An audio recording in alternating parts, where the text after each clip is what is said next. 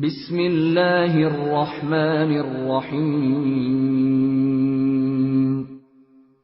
شروع اللہ کے نام سے جو سب پر مہربان ہے، بہت مہربان ہے۔ وَهُوَ الَّذِي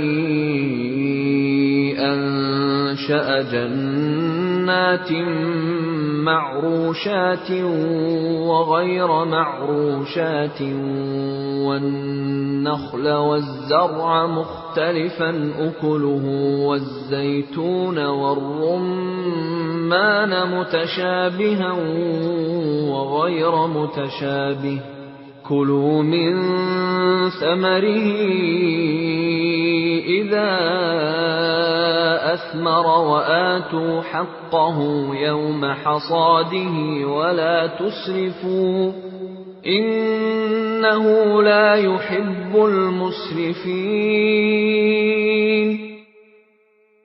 اللہ وہ ہے جس نے باغات پیدا کیے، جن میں سے کچھ بیلدار ہیں جو سہاروں سے اوپر چڑھائے جاتے ہیں، اور کچھ سہاروں کو بغیر بلند ہوتے ہیں، اور نخلستان اور کھیتیاں جن کے ذائقے الگ الگ ہیں، اور زیتون اور انار جو ایک دوسرے سے ملتے جلتے بھی ہیں اور ایک دوسرے سے مختلف بھی۔ جب یہ درخت پھل دیں تو ان کے پھلوں کو کھانے میں استعمال کرو، اور جب ان کی کٹائی کا دن آئے تو اللہ کا حق ادا کرو اور فضول خرچی نہ کرو۔ یاد رکھو وہ فضول خرچ لوگوں کو پسند نہیں کرتا۔ وَمِنَ الْأَنْعَامِ حَمُولَةً وَفَرْشًا كُلُوا مِمَّا رَزَقَكُمُ اللَّهُ وَلَا تَتَّبِعُوا خُطُوَاتِ الشَّيْطَانِ إِنَّهُ لَكُمْ عَدُوٌّ مُبِينٌ۔ اور چوپایوں میں سے اللہ نے وہ جانور بھی پیدا کیے ہیں جو بوجھ اٹھاتے ہیں، اور وہ بھی جو زمین سے لگے ہوئے ہوتے ہیں۔ اللہ نے جو رزق تمہیں دیا ہے اس میں سے کھاؤ، اور شیطان کے نقش قدم پر نہ چلو، یقین جانو وہ تمہارے لیے ایک کھلا دشمن ہے۔ 8 أزواج من الضأن 2 ومن المعز 2 قل الذكرين حرم أم الأنثيين أما اشتملت عليه أرحام الأنثيين نبئوني بعلم إن كنتم صادقين۔ مویشیوں کے کل 8 جوڑے اللہ نے پیدا کیے ہیں، 2 صنف نر اور مادہ بھیڑوں کی نسل سے، اور 2 بکروں کی نسل سے۔ ذرا ان سے پوچھو کہ کیا دونوں نروں کو اللہ نے حرام کیا ہے، یا دونوں مادہ کو، یا ہر اس بچے کو جو دونوں نسلوں کی مادہ کے پیٹ میں موجود ہو؟ اگر تم سچے ہو تو کسی علمی بنیاد پر مجھے جواب دو۔ وَمِنَ الْإِبِلِ 2 وَمِنَ الْبَقَرِ 2 قُلْ الذَّكَرَيْنِ حَرَّمَ أَمِ الْأُنثَيَيْنِ أَمَّا اشْتَمَلَتْ عَلَيْهِ أَرْحَامُ الْأُنثَيَيْنِ أَمْ كُنتُمْ شُهَدَاءَ إِذْ وَصَّاكُمُ اللَّهُ بِهَذَا فَمَنْ أَظْلَمُ مِمَّنِ افْتَرَى عَلَى اللَّهِ كَذِبًا لِيُضِلَّ النَّاسَ بِغَيْرِ عِلْمٍ إِنَّ اللَّهَ لَا يَهْدِي الْقَوْمَ الظَّالِمِينَ۔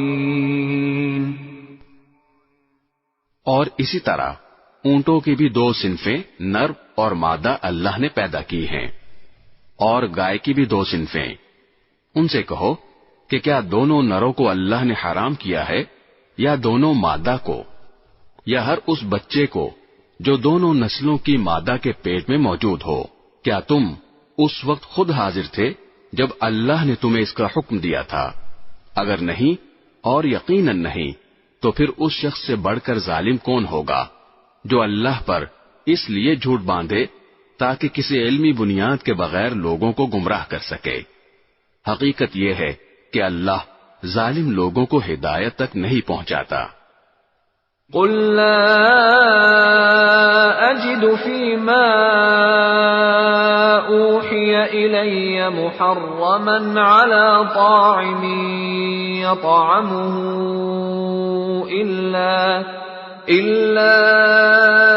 أن يكون ميتة أو دما مسفوحا أو لحم خنزير فإنه رجس أو فسقا أهل لغير الله به فمن اضطر غير باغ ولا عاد فإن ربك غفور رحيم۔ اے پیغمبر، ان سے کہو کہ جو وحی مجھ پر نازل کی گئی ہے اس میں تو میں کوئی ایسی چیز نہیں پاتا جس کا کھانا کسی کھانے والے کے لیے حرام ہو، الا یہ کہ وہ مردار ہو یا بہتا ہوا خون ہو یا سور کا گوشت ہو، کیونکہ وہ ناپاک ہے، یا جو ایسا گناہ کا جانور ہو جس پر اللہ کے سوا کسی اور کا نام پکارا گیا ہو۔ ہاں، جو شخص ان چیزوں میں سے کسی کے کھانے پر انتہائی مجبور ہو جائے جبکہ وہ نہ لذت حاصل کرنے کے غرض سے ایسا کر رہا ہو اور نہ ضرورت کی حد سے آگے بڑھے، تو بے شک اللہ بہت بخشنے والا بڑا مہربان ہے۔ وعلى الذين هادوا حرمنا كل ذي ظفر ومن البقر والغنم حرمنا عليهم شحومهما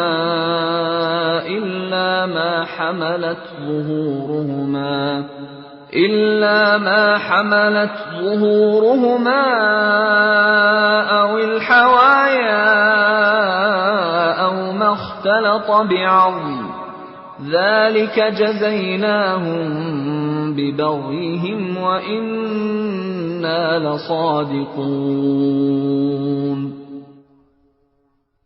اور یہودیوں پر ہم نے ہر ناخن والے جانور کو حرام کر دیا تھا، اور گائے اور بکری کے اجزاء میں سے ان کی چربیاں ہم نے حرام کی تھیں، البتہ جو چربی ان کی پشت پر یا آنتوں پر لگی ہو یا جو کسی ہڈی سے ملی ہوئی ہو وہ مستثنا تھی، یہ ہم نے ان کو ان کی سرکشی کی سزا دی تھی، اور پورا یقین رکھو کہ ہم سچے ہیں۔ فَإِن كَذَّبُوكَ فَقُل رَّبُّكُمْ ذُو رَحْمَةٍ وَاسِعَةٍ وَلَا يُرَدُّ بَأْسُهُ عَنِ الْقَوْمِ الْمُجْرِمِينَ۔ پھر بھی اگر یہ کافر تمہیں جھٹلائیں تو کہہ دو کہ تمہارا پروردگار بڑی وسیع رحمت کا مالک ہے اور اس کے عذاب کو مجرموں سے ٹلایا نہیں جا سکتا۔